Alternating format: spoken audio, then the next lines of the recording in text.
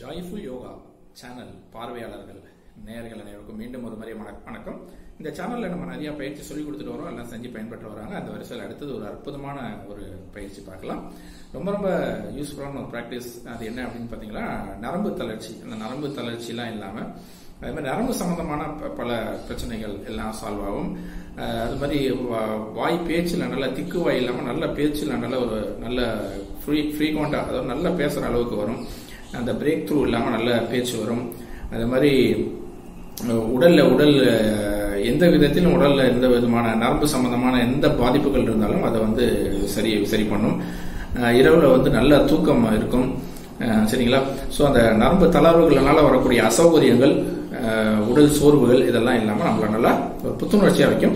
So இது ரெகுலராக பண்ணிட்டு வந்தால் நரம்பு தளர்ச்சியிலேருந்து அந்த வாய் திக்கு வாய்கள், அந்த மாதிரி திக்கு பேச்சுகள் அதுலேருந்து நம்மளை பாதுகாத்து ரொம்ப அற்புதமாக நம்ம உடலை சரி பண்ணிக்கலாம். அது எப்படி அப்படிங்கிறத பார்க்கலாம். எப்போதும் போல இடது கையில் உங்களுடைய இனிஷியல், உங்களுடைய பேரோட ஆரம்ப எழுத்து போட்டுக்கங்க.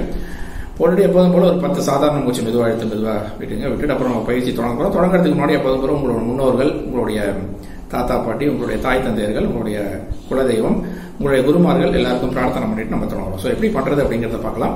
ஸோ இந்த கைகளில் பார்த்தீங்கன்னா, இந்த நடுவிரல் இடது கையோட சுண்டு விரல், வலது கையில உள்ள சுண்டு விரல் இடது கையோட நடுவிரல். புரிஞ்சுங்களா? ரைட்.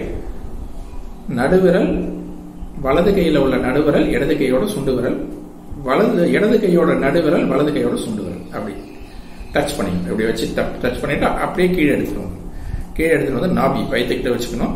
வச்சுட்டு தொப்புள் பகுதியில் வச்சுட்டு முதுகு தண்டோட நேரம் வச்சுட்டு சன்ன ரகம் மூச்சு மெதுவாக விட்டு 10 நிமிஷம் ப்ராக்டிஸ் பண்ணுங்க.